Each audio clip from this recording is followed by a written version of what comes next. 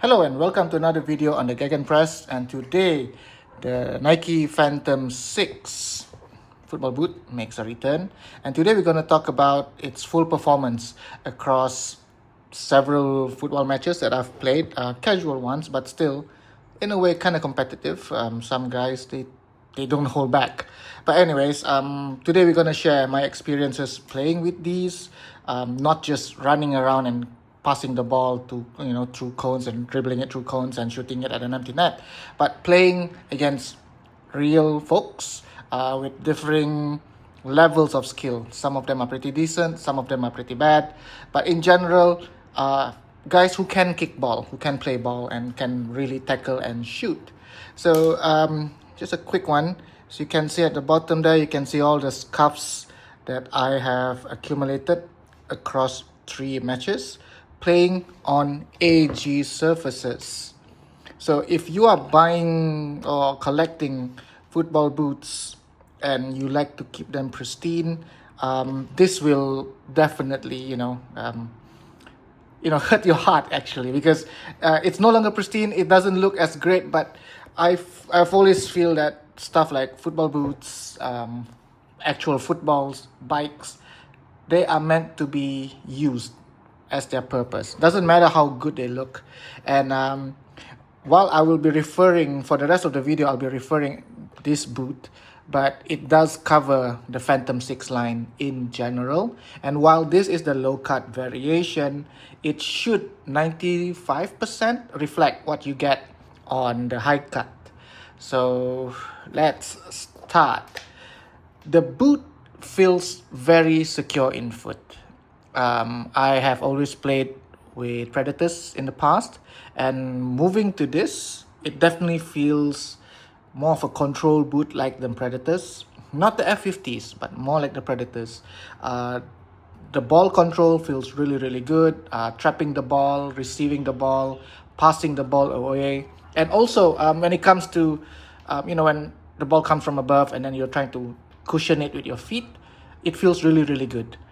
These ridges are not just for show, they do have an effect.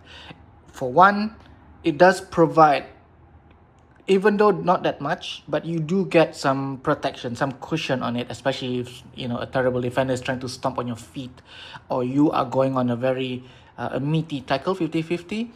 You will definitely still feel it. This, it's not going to make your feet immune or whatever, but it's not also like wearing, say, paper thin football boots. You will get some decent protection on this. I notice when it comes to breaking in, it fits well. It goes very well with white feet, but it took me 2 matches actually, because I felt a pinch on my right foot, pinky toe towards this side. But by the 3rd match, I don't feel it anymore. So even though this is built for white feet, unlike the Mizunos, which literally, you can break in those shoes after 4-5 kicks of the ball. You don't need break-in time for Mizuno Morelias. You do need some break-in time with this, but not as long. 2 matches, 3. If it's a long match, you should be able to break this in after 1 game. So comfort-wise, it's not an issue. If you wear really thick socks, like the grip socks, I don't think you would have much issues. And because of the material, which expands, it does not hurt my feet a lot. It's more of a niggle, more of a nuisance rather than actual hurt. So there you go. Breaking in relatively quick. What I really like about this boot is that it's hard to explain it, but because the way it wraps your feet, it just makes you want to shoot the ball. And funnily enough, this is quite literally, you can't script this any better. Literally, my first touch with this shoe was a goal.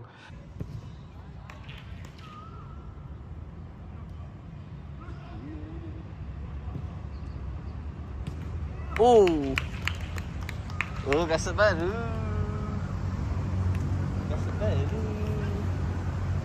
albeit it was a cross and I basically just, just hit it into an empty net. Still, it does give me that sense of confidence when controlling the ball. And across the 3 matches, I managed to score 6 goals, which is pretty cool. First match was 1 goal, second match was 3, the third match was 2. And one thing I realized as well, I've always played as a midfielder, so I tend to do those chip passes, those Hollywood passes and all. I'm not very confident doing that with this one, but I'm very confident shooting the ball with this one.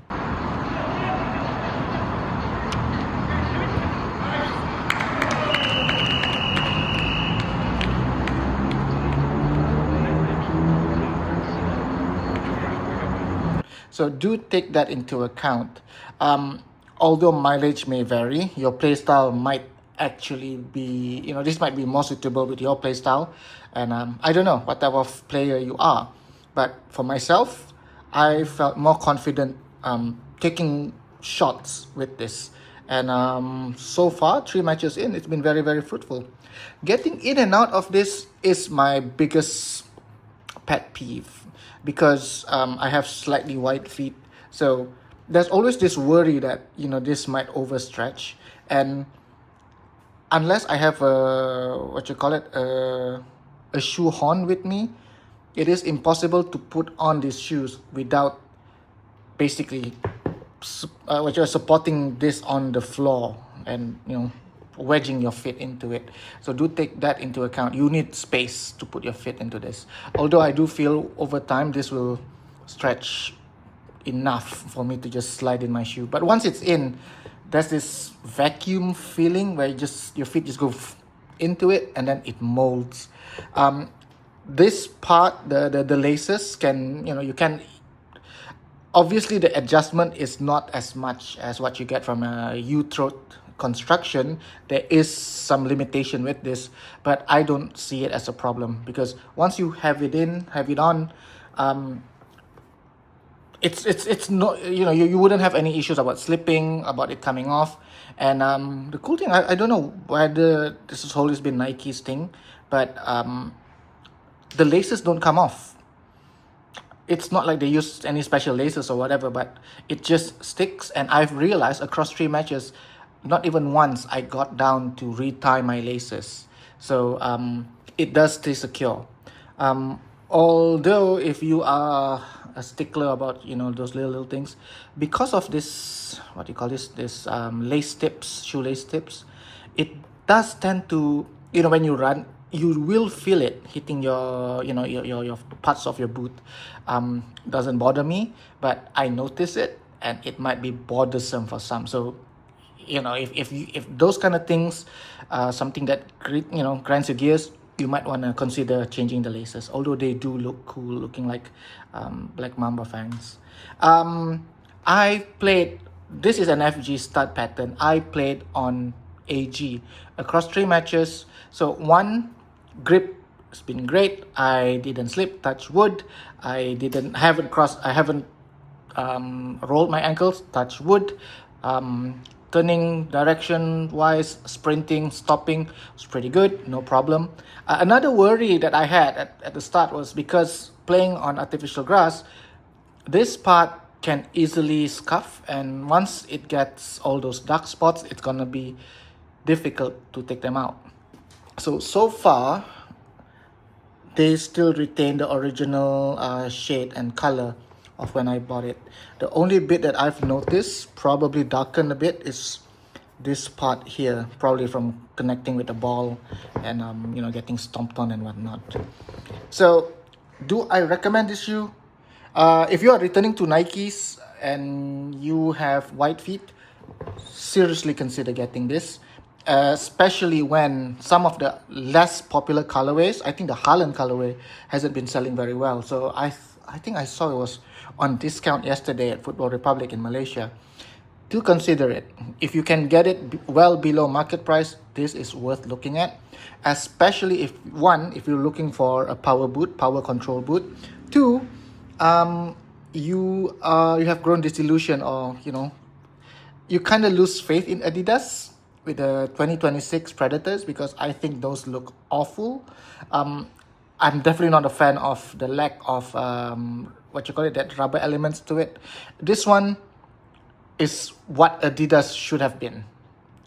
So I don't have a ranking system here, but I would easily put this probably a 9 out of 10, 8.5, 9 out of 10, and highly recommended.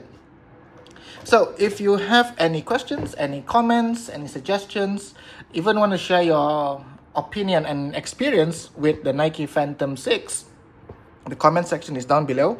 Appreciate if you haven't subscribed, do subscribe. If you like the video, I would appreciate the likes. I would really appreciate the share, and obviously subscribe if you haven't, and comment. I'm more than happy to interact with you guys, share your opinions. Until then, the next video, and this is probably going to be the last video of 2025. I will see you next year.